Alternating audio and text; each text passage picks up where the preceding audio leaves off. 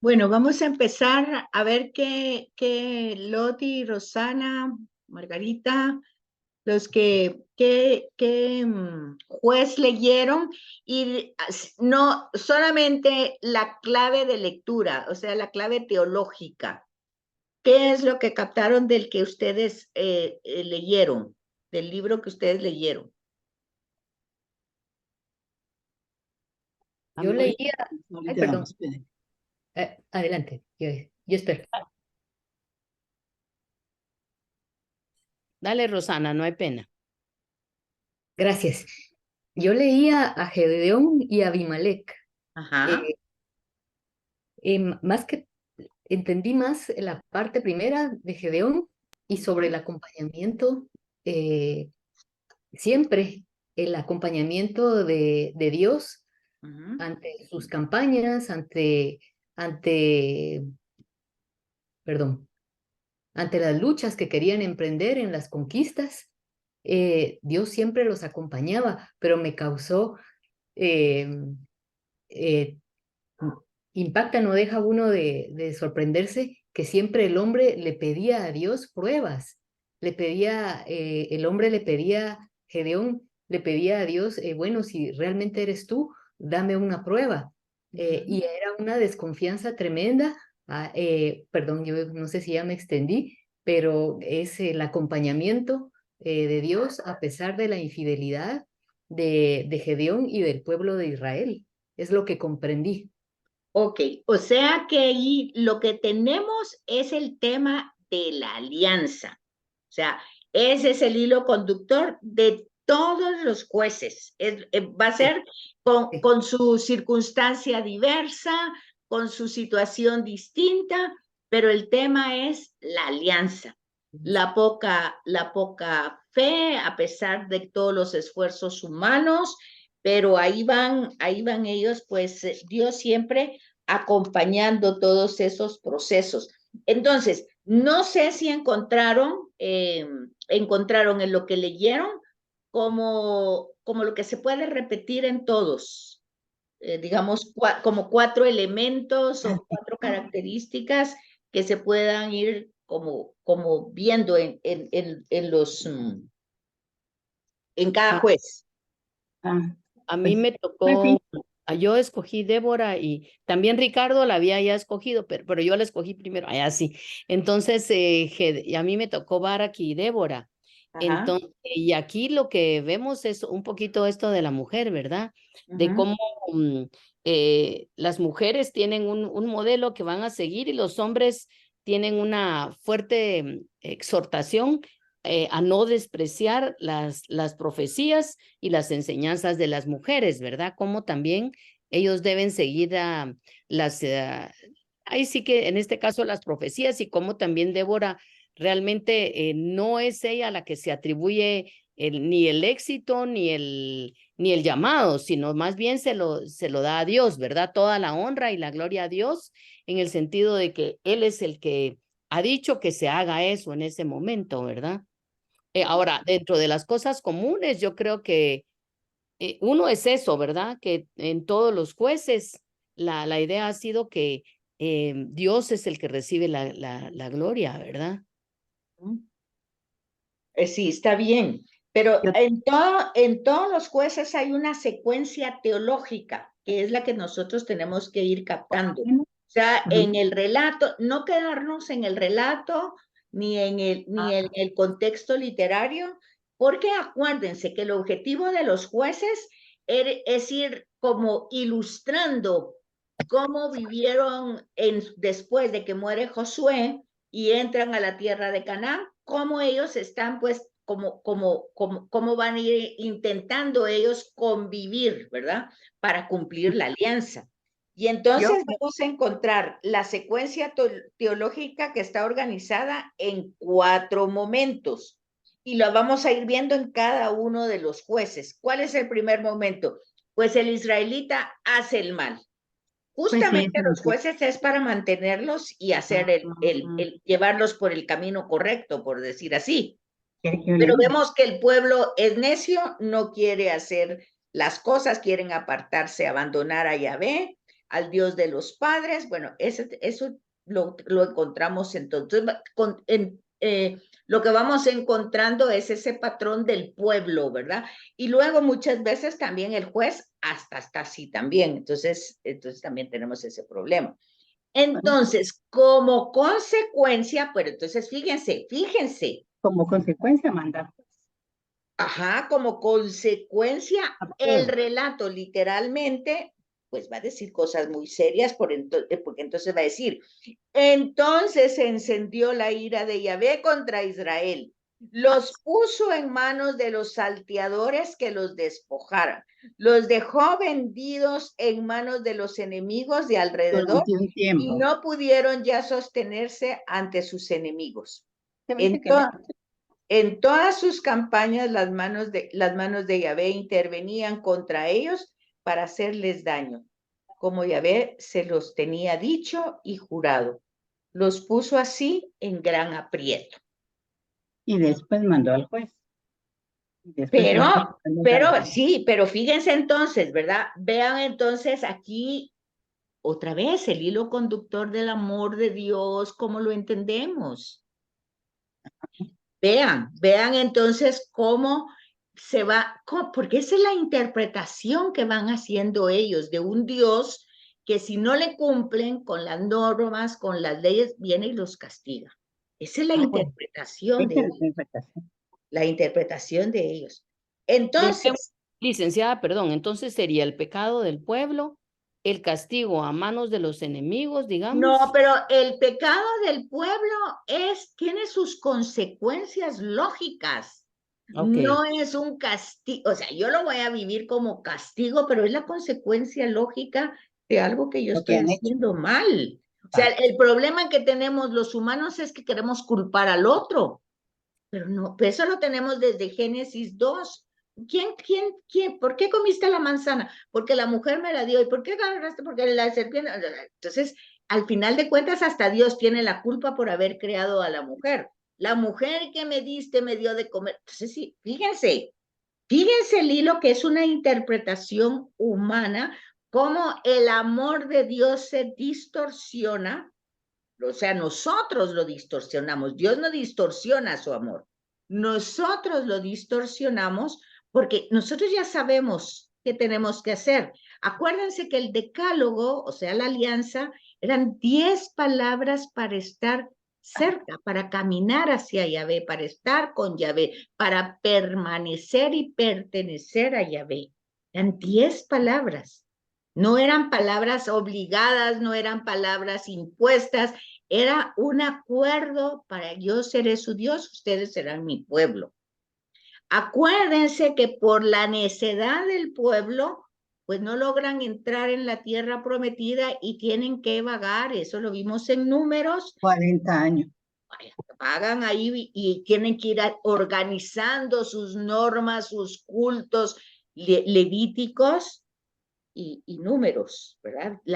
El decálogo se vuelve tantas leyes, ya Jesús va a decir en su evangelio, va a decir, es que al principio no fue así, pero como las cosas con esa cabeza tan rebelde, tan necia, se tuvieron que ir acomodando todas las cosas. Entonces, licenciado, entonces obviamente, pero si hay castigo en mano de sus enemigos, no es Dios el que castiga, por supuesto, ¿verdad? Pues lo que pasa, es la consecuencia, ¿verdad? Miren, lo que pasa hasta lo estamos viendo hoy. Yo me admiro de ver cómo nunca aprendemos. Por ejemplo, ahorita se ve en las noticias lo que le está pasando a Nigeria y que Francia, pues hasta los están echando de ahí porque como que ellos eran los que habían colonizado. Pero ahora ellos piensan que asociarse con Moscú eso les va a ir mejor. Entonces están haciendo, es lo mismo. Es lo mismo. Se hacen alianza con la gente que como ven que son más poderosos y piensan con esto nos va a ir mejor y que no va mejor. Y luego lo vamos a ver en la monarquía, que es lo que nos va a tocar en la próxima semana, primero Dios, pues entonces vamos a ver el tema de Samuel Y vamos a ver la elección de la monarquía. ¿Qué es lo que quieren? ¿Quieren alguien que los va a dominar, que los va a oprimir? Eso, bueno. Entonces, porque realmente no tienen por qué pedir un rey, ya tienen uno, ya tienen el camino para rey, pero no quieren. Entonces, ahí tenemos un poquito en cada uno de ellos la consecuencia que ellos interpretan como castigo y que está escrito como castigo, ira, cólera. Y Dios mismo, otra vez viene el mismo tema de Satán, de Job. O sea, Dios permite el mal. Ok, está bien. Lo permite, pero no es que lo permita porque lo quiera, no es permita porque lo hace, no, sino que simplemente es la consecuencia de nuestras acciones. De las acciones libres que se hacen y que luego tiene sus propias consecuencias, pero como es tan difícil, se dan cuenta que eso lo vimos en el Salmo del Misery. Es muy difícil aceptar mi pecado. ¿Por qué consideran ustedes que ya no tenemos profetas? ¿Por qué? ¿Por qué no tenemos profetas? ¿Ah? Porque ya no se les todo hacía está caso. escrito, licenciada, ya vino Jesucristo y Ya Él vino. trajo la verdad, ¿no? Pero no solo es que ya vino Jesucristo y trajo la verdad, porque cada vez que voy a misa, Dios me habla. Y así como le habló a David a través de su profeta Natán, así me habla a mí hoy. Y por ejemplo, hoy me decía, pero no es que que yo, ay, sí, es que eso es por el obispo, por el papa, por el padre, o sea, hipócrita, hablaba a los escribas y a los fariseos y decía, ya la lectura iba en relación a la coherencia, al sentido de verdad de ser congruente con lo que yo digo y con lo que yo pienso y con lo que yo hago. Y si no, pues eso se llama hipocresía. Ajá. Ahí está Jesús mismo diciéndome cómo debo yo de corregir mis tendencias equivocadas, si soy doble, si yo hago o hablo de una manera cuando yo no estoy delante de las personas, yo actúo diferente. Cuando yo estoy delante de las personas, yo estoy sola como soy. Entonces, todo eso me lo está diciendo el Señor. Ajá, pero yo estoy oyendo eso y estoy pensando, ay, ve, cómo no lo oyó fulanita, sutanito, o no sé quién, esto es para que lo oyera. O sea, no, es a mí que me está hablando, ya no un profeta, ya no un maestro, ya no un rabino, ya no un fariseo, es Dios mismo que me está diciendo algo que yo tengo que entrar en la introspección de mi ser y descubrir mis tendencias equivocadas que obviamente están ahí. Pero acuérdense ustedes que cuando Natán le cuenta la historia a David, porque Natán no llegó a acusar a David, le llegó a contar un cuento de un hombre rico que le había quitado una ovejita a su vecino que estaba ahí y que la ovejita era su único cariño, su única ternura, su única alegría. Y cuando David se da cuenta de eso, dice David, eso no puede pasar en mi reino. El que haya hecho algo así merece la pena de muerte. Es exactamente lo que nosotros hacemos cuando escuchamos, si es que escuchamos con atención, la palabra de Dios en la Eucaristía. Entonces, nosotros se lo aplicamos a otra gente, ¿no? Y lo mismo hizo David, se lo aplicó a otra persona. La persona que hizo eso merece la pena de muerte. Pero Natán le dijo, tú eres esa persona. Y sin embargo, Dios no quiere que te mueras. Ese no es el objetivo. No te va a castigar, no te va a hacer nada, sino que simplemente cuando le dice eso, él reconoce y sale ese salmo, estudiamos, ok. Ese es el contexto histórico y el contexto de ese salmo de dolor, ¿verdad? De arrepentimiento. Pero pasa lo mismo aquí con los jueces. Es lo mismo, es que no van líneas diferentes. Se alejan de Dios, hacen alianza con otras personas, con otros cultos, con otras realidades. Están en Canaán, les llama la atención. todo lo novedoso que ellos ven ahí. Y entonces, obviamente, tienen sus consecuencias. ¿Qué culto les llamaba la atención? ¿Cuál era el culto cananeo que tanto le llama la atención a los israelitas? Pues justamente era la de la fertilidad, y pues la fertilidad tiene que ver con orgías, con sexo, con procreación en la humana, en la tierra, en los animales, o sea, todo. Por eso los sacrificios, por eso, todo eso es lo que se ve en las culturas. ¿Ese es el culto a Baal que mencionan, Sí, licenciada? es el culto al Baal, pero es el culto o sea, la serpiente no era un animal malo. La serpiente hasta el día de hoy es un animal bueno. En la biosfera es una creación, una criatura de Dios, pero los cananeos lo tenían como símbolo de fertilidad. Y entonces, y como signo de protección y de sabiduría. Si no, vean la gran cobra que tienen los faraones egipcios como corona. Claro. Ay, entonces uno tiene que entender todo esto. Es que ver la escritura no es solamente una cosa de estar cerrado en la mente, sino que es ir teniendo un conocimiento pues global de las culturas, de lo que la gente hace. Y entonces a ellos les llamaba grandemente. El tema de la idolatría no es solamente por ídolos y porque se iban tras, no, ¿qué les llama? Expresaban, les gustaba, les atraía. Ellos miraban que ese culto funcionaba, porque Canaán era rico. Es la media luna fértil, donde hasta el día de hoy hay mucha fertilidad y riqueza, y es lugar de paso.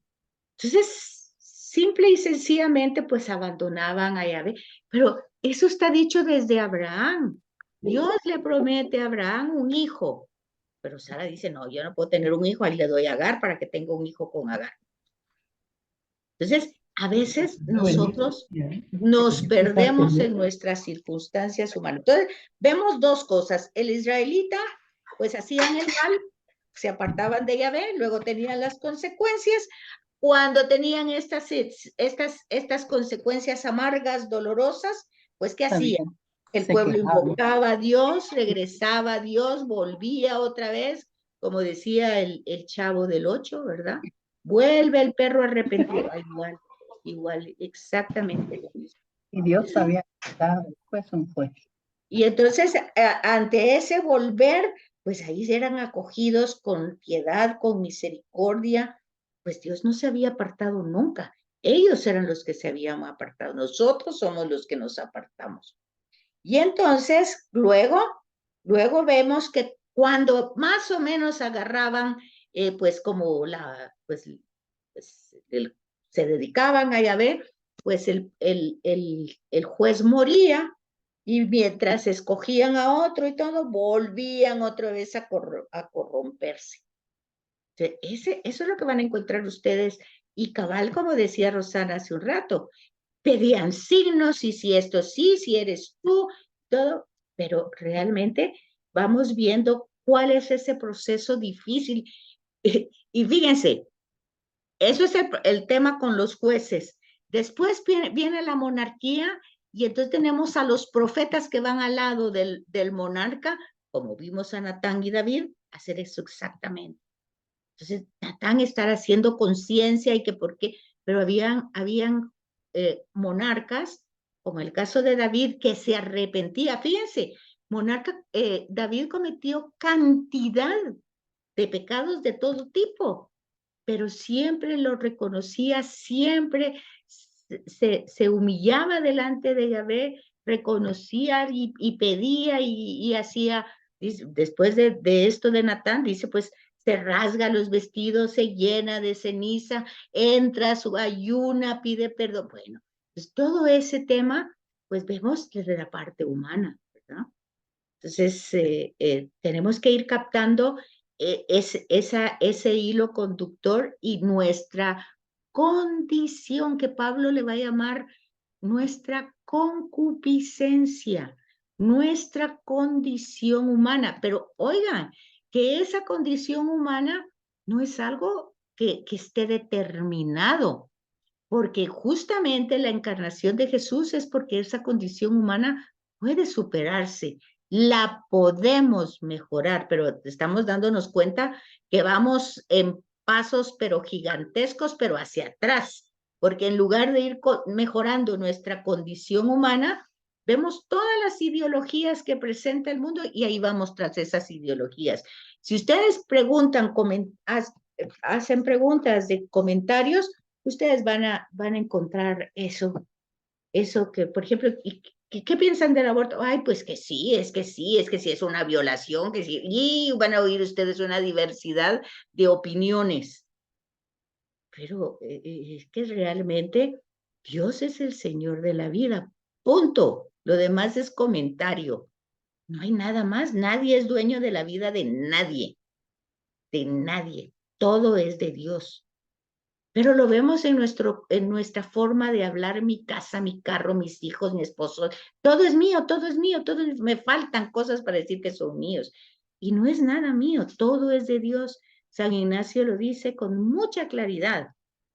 Tú me lo diste, a ti lo retorno. No tiene que quitarme nada, yo es la lógica. Él es el creador, es el dueño, es el Señor, es todo. Entonces a Él pertenece. Pues puede ser muy doloroso si me quedo sin esto, si me quedo sin aquello, pero ¿qué es lo que dice Jesús? Pues más le vale al hombre perder la vida, pero no perder esa relación íntima con ese ser. Pero entrar en esa dimensión, pues parece que no queremos, ¿verdad? Porque realmente es el no ir entrando en esa línea, sino ir cuestionando qué es lo que tenemos con Job, es ir cuestionando toda esa realidad que no nos gusta. Cada uno de nosotros tenemos distinta manera de reaccionar, pero si ustedes se fijan, tenemos una sociedad o una humanidad actual adictiva y evasiva. Y aún la religiosidad se vuelve evasión cuando no nos enfrenta ante nuestras circunstancias.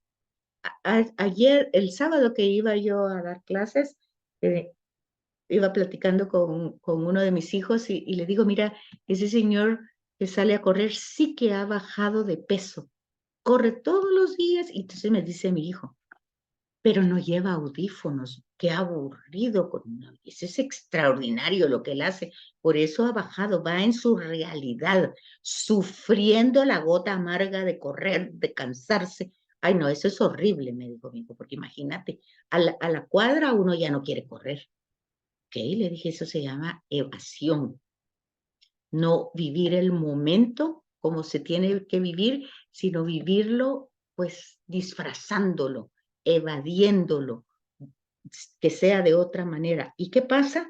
Cuando hay un sufrimiento de verdad, un dolor de verdad que no lo puede evadir, en el caso de Job, ¿qué es lo que pasa? Pues que entonces se suicidan, ¿verdad? Porque no, como no pueden poner música ni pueden hacerse nada, poner los audífonos, pues entonces el suicidio. Si se fijan, se puede ver en las cosas chiquitas y uno va viendo cómo uno va buscando la evasión. Y hay una religiosidad que también es evasiva. Si no me enfrenta ante mi realidad, ¿qué es esto del libro de los jueces? Si yo tengo que estar pidiendo signos y signos, y que a Jesús también le preguntan, danos un signo y entonces creeremos. Uno solo se les va a dar. ¿Y cuál es ese signo? Pues que padeció, murió y está vivo. Bueno, y si no creemos en ese signo, pues entonces también hay una parábola donde dice, no, es que mira, manda a mis hermanos, porque para que Lázaro les diga y que se porten bien, porque si llega un muerto, o sea, Lázaro, ¿se acuerdan ustedes del rico Abulón? Y Lázaro, aquel que tenía llagas, que estaba ahí sufriendo también a la puerta y que comía de las migas. ¿Por qué de las migas? Porque la gente no comía con cucharas y cubiertos, sino que agarraba su pan, le comía con el pan, el migajón lo llegaban a tirar a la afuera, ¿verdad? A la calle. Entonces, Lázaro se alimentaba de eso. Y entonces le dicen, mándanos a Lázaro, porque si Lázaro les dice, ven a un muerto que llega, entonces si les dice lo que pasa, pues entonces van a cambiar. Y dice, no, ya hubo un muerto que les fue a decir, ¿y quién es? Pues es Jesús, ¿verdad? Que murió y que resucitó y nos dice cómo es el camino y tampoco hacemos caso. Entonces, se fijan que el hilo lo encontramos por todos lados y va hacia el mismo tema. No hay otro tema que es la alianza, o sea, el amor de Dios hacia nosotros y la necesidad de nosotros de hacer las cosas como a nosotros nos parecen mejor. Entonces, fíjese, aquí, para ir terminando, en este ciclo, es un momento de la historia, decíamos, ¿verdad? Que abarca el libro de los jueces.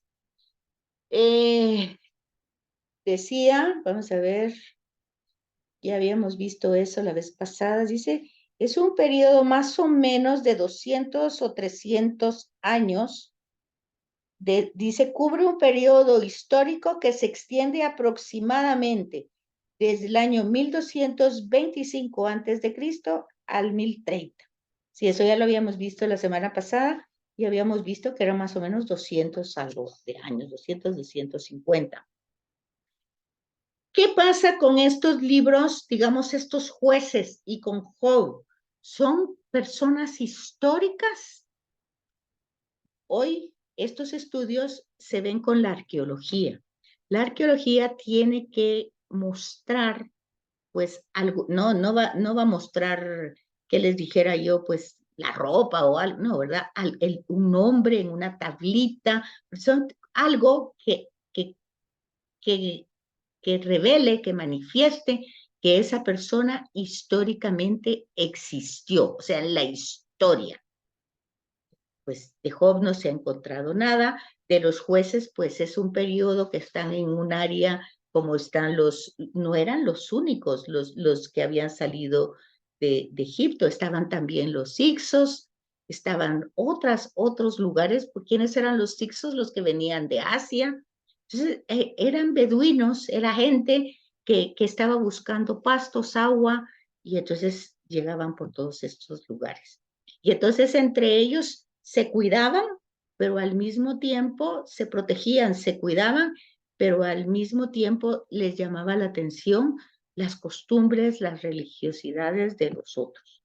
Entonces, eso es un periodo de 200 años o 250, donde ellos entran a la tierra, pero entran a relacionarse con otras tribus que vienen de otros lugares y tienen otro tipo de cultura, otro tipo de religiosidad.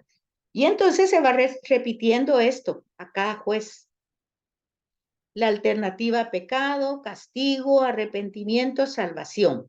Es como una fórmula. Esa misma fórmula la vamos a encontrar después en el exilio de Babilonia, va a ser exactamente lo mismo. Pero ahí es donde va a surgir el judaísmo como religión, cuando ellos regresan de Babilonia, porque ahí sí lo perdieron todo. Aquí todavía están conquistando la tierra en los jueces. La conquista va a ir paulatina, pero en el exilio de Babilonia ellos ya tenían la tierra, ya habían logrado tener la monarquía, ya lo tenían todo, tenían un templo, todo, y todo lo perdían. Y fue por la misma razón. Entonces, vamos a encontrar esa misma fórmula. El amor de Dios, la necedad humana, la consecuencia, el arrepentimiento, que nosotros lo tenemos, la conversión. Ahorita lo vamos a tener para el Adviento y lo tenemos en la Cuaresma. Cambien, cambien, cambien.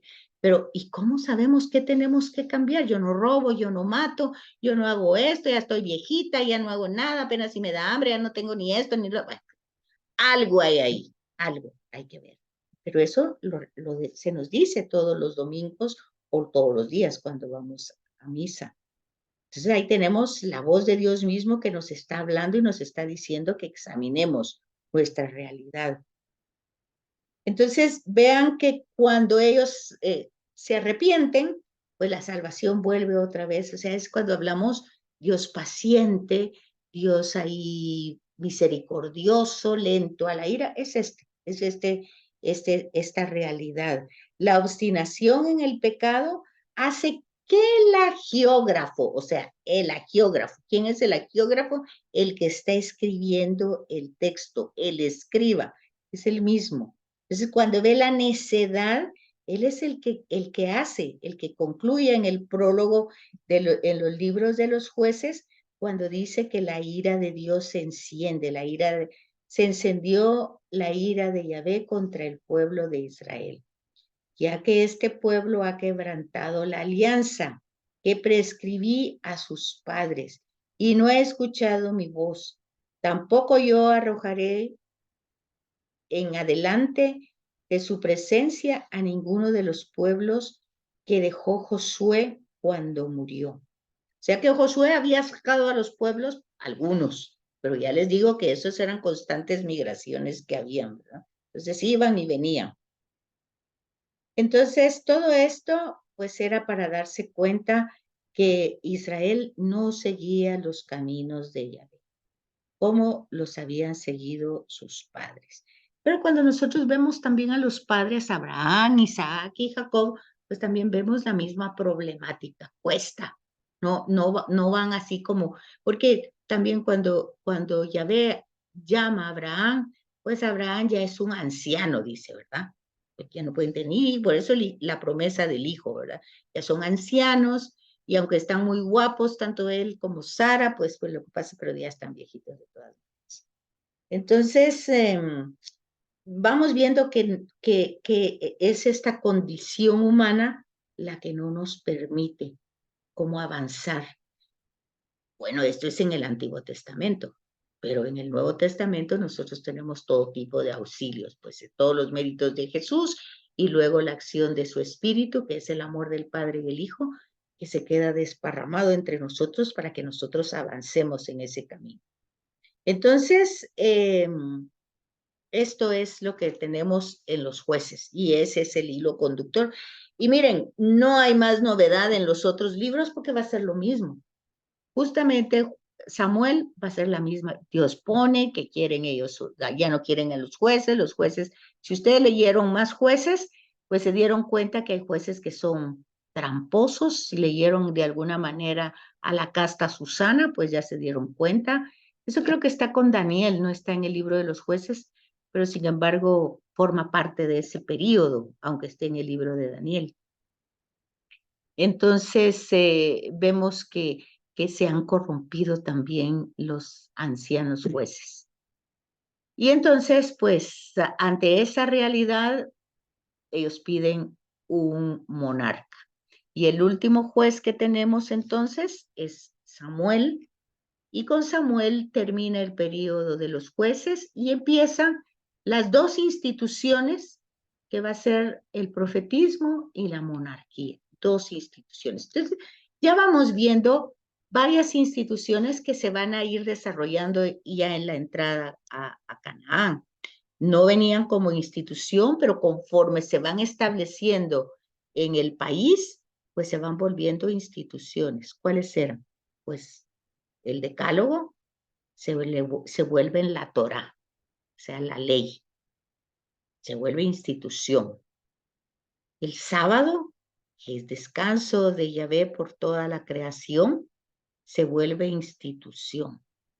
Y pues hasta aquí vamos esas dos instituciones que va a entrar con el libro de Samuel, terminando jueces. Entonces empieza la institución profética que va de la mano con la monarquía.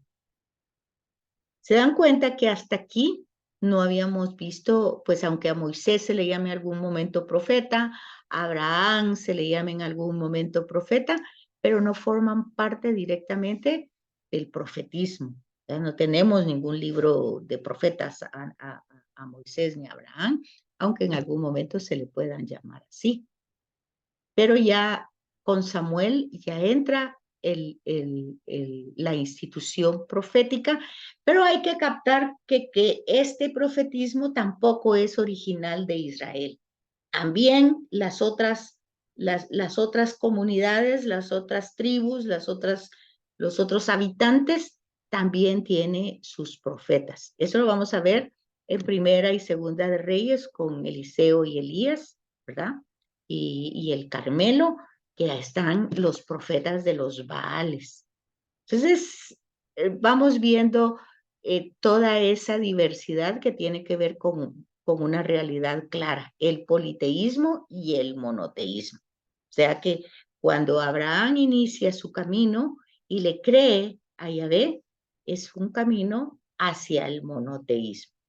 Pero luego lo que vamos viendo hasta el día de hoy es que nos llaman muchas cosas la atención y esas cosas que nos llaman la atención suplantan, sería la palabra, sustituyen al verdadero Dios y se le va dando pues la categoría de imprescindible a eso que nos llama la atención, sea lo que sea, ¿verdad?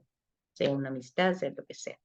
Entonces, ese es el tema que vamos a encontrar en la escritura desde el principio. Y esa es la problemática. Y lo que vimos aquí con los jueces, que el geógrafo, cuando ve esa necedad, pues pone en boca de Dios oráculos o pone sentencias o pone castigos, pero nosotros estamos leyendo la escritura desde Jesús, que ha revelado el rostro de Dios y que ha dicho que Dios es amor y que Él lo ha manifestado con su manera de ser, de vivir, y Jesús es Dios. Entonces, pues ya vemos eso, pues, aunque no lo podamos comprender con nuestra mente inteligente, pues lo importante es que lo sepamos, que creemos en un Dios trino, ¿verdad? Que es amor en esencia y que por amor se da al ser humano. Entonces, pero la dificultad es la libertad, el libre albedrío, que se quiere ir por otro lado. Entonces, para que lean ustedes un poquito lo que les puse ahí de Samuel, de 1 y 2 Samuel, que sería lo que, permítame, quiero ver aquí qué es lo que Esa tengo. todavía no la había puesto, licenciado. Ya se los puse, ya lo tienen en el portal. En el portal. Ah, yo lo Ajá. vi hoy, pero no. Bien, tienen día 3, lo tienen como tarea. Samuel 1 y 2. Sí, porque se supone que esto de jueces eran ustedes los que tenían que compartir Eso porque sí. no lo habían hecho hace 8 días. Sí, Y eso hoy de los tendrían que haber sido, teníamos que haber adelantado con 1 y 2 Samuel, 1 y 2 Samuel, pero bueno, vamos atrasados en eso. 1 y 2 Samuel. Ay, yo les puse ahí el dato que es el tema de la monarquía. Permítanme, vamos a ver si lo tengo aquí. La institución de la monarquía, 1 Samuel 8, del 1 al 22. Eso es lo que les puse que leyeran. La institución de la monarquía. Y 2 Samuel 7, la promesa davídica. 2 Samuel 7. Eso es lo que les dejé de leer. Ok. Y en eso que tienen que leer de 2 Samuel, les puse ahí cómo tenían que ver retrospectivamente los salmos, y ahí les mencioné los salmos 89 y 132, para que vean cómo, aunque está puesto antes, ubicado en la Biblia, pero vemos que ahí ya están las profecías de Natán y que van adelante. Entonces, para que ustedes vean, ahí está, ya se lo puse en la agenda. 2 Samuel 7 y, ¿cuál le dije? ¿Qué le dije el otro? Samuel. Y 1 Samuel 8, del 1 al 22. Pero eso está en la plataforma. Ya se los puse en la plataforma, pero Ah, dice entonces Loti sí, que lo no lo vamos a leer. vio. Yo no lo vi, ahorita lo Salmo estaba. 132, 131 y 89, 88. Eso sí, esos ya los leímos, esos sí ya eran para ahora. Está como tarea, sí. No, esos están para la otra semana, Loti. Ah, vale. Y esa no Porque está. es lo que les estoy diciendo, es para que vean que en los salmos uno puede ir encontrando imágenes mesiánicas, imágenes davídicas, o sea, aunque el libro está colocado antes, es lo que les estoy diciendo ahorita. Bueno, ustedes hagan la lucha de leer, si no lo encuentran, me dicen y les saco foto, se los mando al portal, al WhatsApp. En el portal yo veo todavía libro de Job, lo último.